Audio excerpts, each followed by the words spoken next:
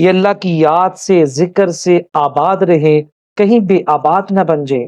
سب سے زیادہ عزیز اپنی فیملی ہوتی ہے۔ اللہ تعالیٰ کو تمام مخلوقات میں جہنم واجب ہو چکی ہوگی، درجہ اس کا مقام اس کا مرتبہ وہیں پر ہوگا جہاں پر اس کی آخری آیت مکمل ہوگی۔ پڑھتے پڑھتے پڑھتے کہے گا من الجنت والناس، قرآن کی آخری اللہ رب العالمین ہو گیا، الرحمن الرحیم ہو گیا، مالک یوم الدین ہو گیا۔ 10 فٹ 12 فٹ کی ہائٹ اس کا اتنا ہوگا جتنا زمین و آسمان کا۔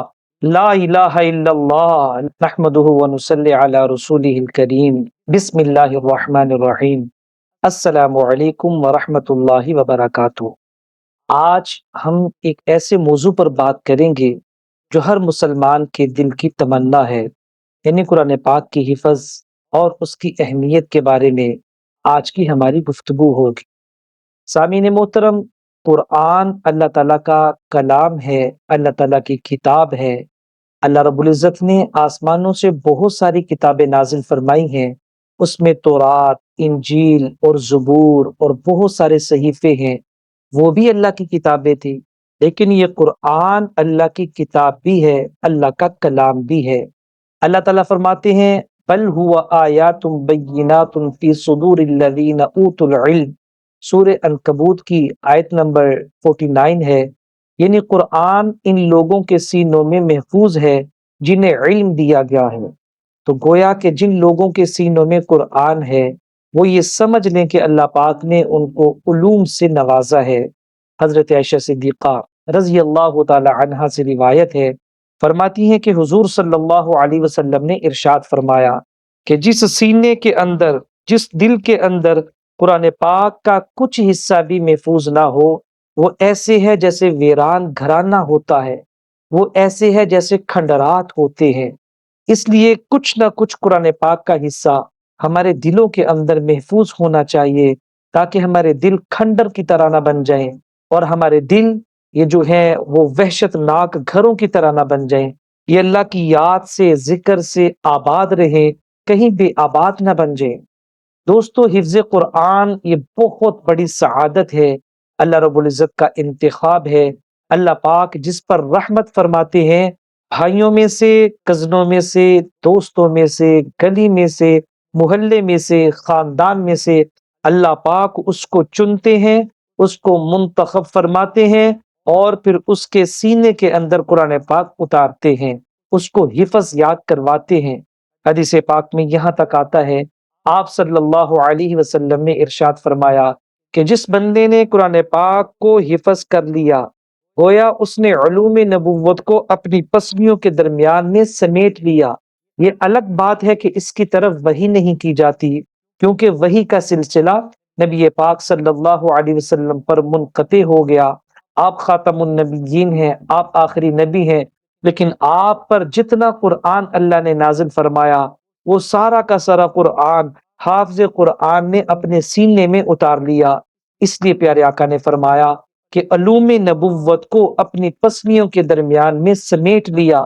اب حافظ قرآن کے لیے مناسب نہیں ہے کہ وہ جاہلوں کے ساتھ جاہلوں والا سلوک کرے اور گالم گلوچ کرنے والوں کے ساتھ گالم گلوچ کرے اور گناہوں والی زندگی گزارے اور لڑائی جھگڑا کرنے والوں کے ساتھ لڑائی جھگڑا کرے، حالانکہ اس کے سینے میں اللہ کا قرآن ہے۔ سامعین محترم، اس کے بہت سارے فضائل ہیں۔ عام میں سے جن کے بچے یا رشتہ دار قرآن پاک کو حفظ کر رہے ہیں، اللہ کی عزت کی قسم وہ بہت خوش نصیب ہیں۔ آپ بھی ان کی رسپیکٹ کیا کیجئے، آپ ان کا ادب اور احترام کیا کیجئے، اس لیے کہ یہ بہت پروٹوکول والے لوگ ہیں، اللہ تعالیٰ کے خاص لوگ ہیں۔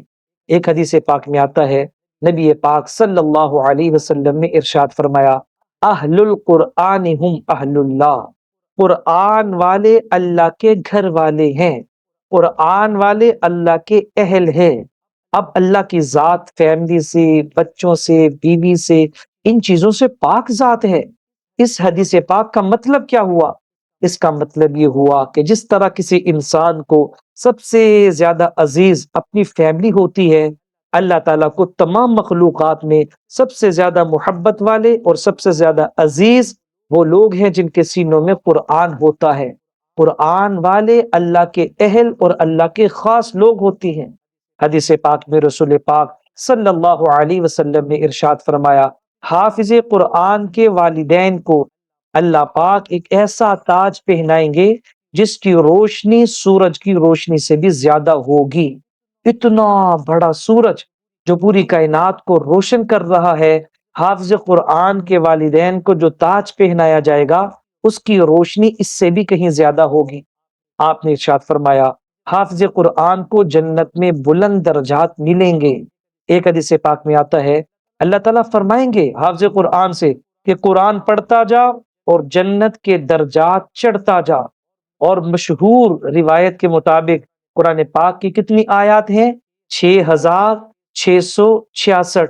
اب آپ امیجن کیجئے کہ ایک حافظ قرآن، اس کا سٹیٹس، اس کا درجہ، اس کا مقام، اس کا مرتبہ وہیں پر ہوگا جہاں پر اس کی آخری آیت مکمل ہوگی، یعنی 6666 آیتیں۔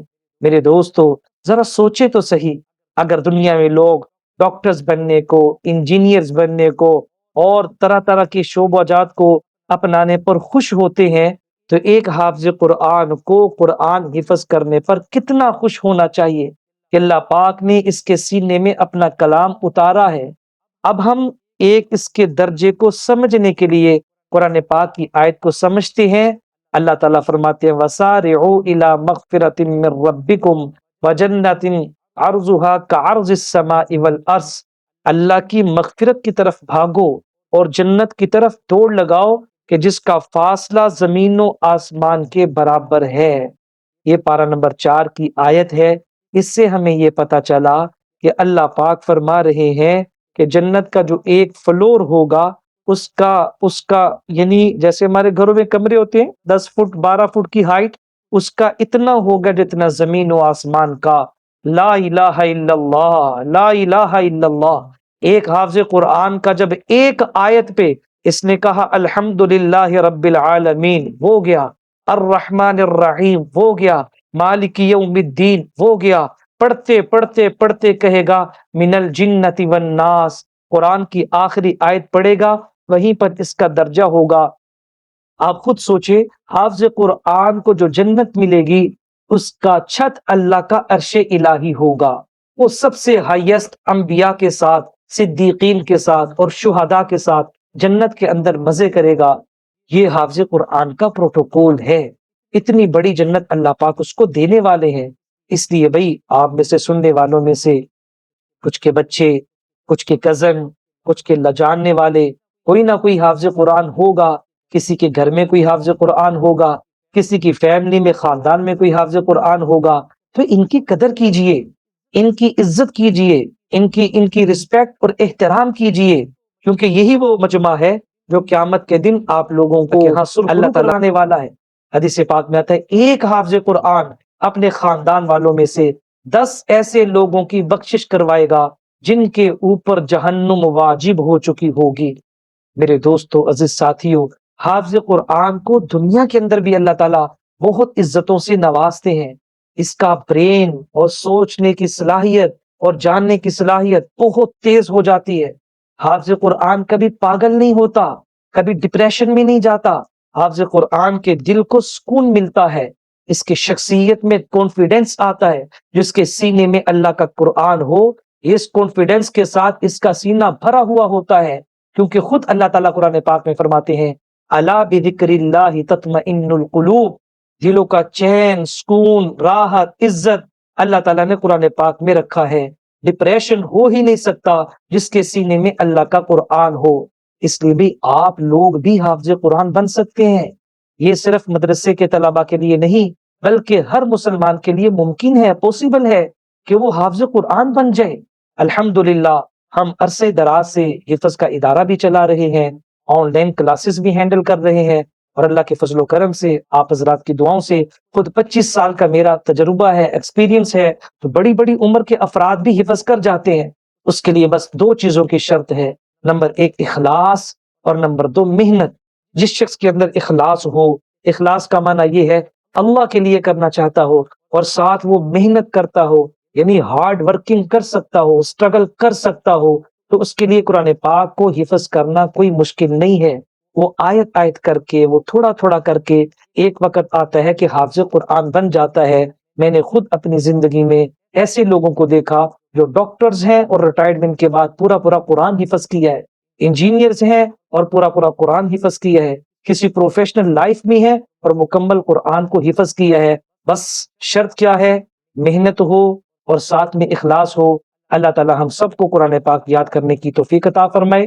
اگلی ویڈیو میں ہم بات کریں گے کہ قرآن پاک کیسے حفظ کریں اور اس کا آغاز کہاں سے کریں۔ اکثر لوگ کنفیوز ہو جاتے ہیں کہ ہاں ہم قرآن پاک کو حفظ تو کرنا چاہتے ہیں، لیکن کہاں سے اس کا آغاز کریں، کہاں سے اس کی شروعات کریں۔ اگلی ویڈیو کے لیے آپ ہمارے چینل پر اگر نئے ہیں اس کو جلدی سے سبسکرائب کر لیں تاکہ تمام نئی آنے والی ویڈیوز آپ تک پہنچ سکے۔ اور یہ ویڈیو اچھی لگی ہو اس کو لائک بھی کریں، شیئر بھی کریں۔ کوئی بات سمجھ میں نہ آئی ہو کمنٹ سیکشن کے اندر ہم سے پوچھ لیں۔ اگلی ویڈیو تک اجازت دیجیے، اپنا خیال رکھیں۔ السلام علیکم ورحمۃ اللہ وبرکاتہ۔